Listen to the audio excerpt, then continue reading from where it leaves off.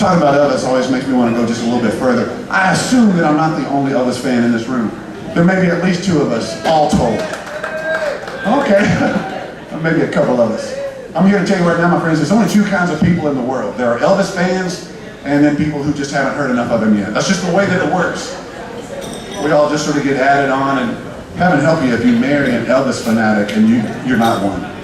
Because you're going to have Elvis on the Christmas tree, you're going to have Elvis on the TV, you're going to be wearing Elvis neckties. It's just the way that it works.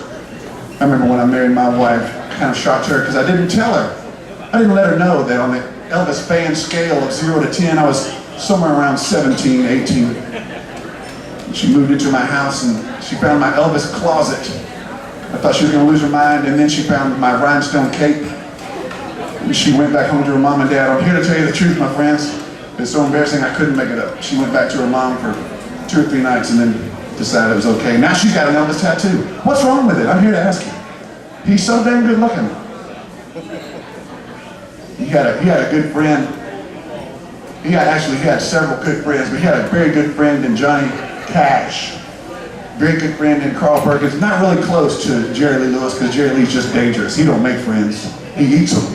Let me back up. Sam Phillips discovered all those guys because he found that commonality in them all. They all were poor growing up, and that poverty made it possible for them to fall in love with the blues because mom and dad didn't keep a tight rein on them, making sure that the facade was clean, even if the inside was filthy. Somebody give me an amen, because that's the way that it works. Poverty made rock and roll possible. Johnny Cash moved out of Arkansas, went over to Germany in the Air Force, and he had a little tape recorder. He'd record himself playing his guitar. He said one night he went back to the barracks.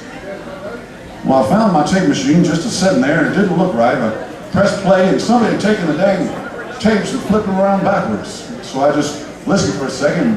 Whoever it was that was recording themselves on my guitar didn't know what the heck they was doing. Of course, later I found out it was me. Anyway, he said he copied what he heard backwards on that machine and wrote lyrics to it, and ended up becoming this song.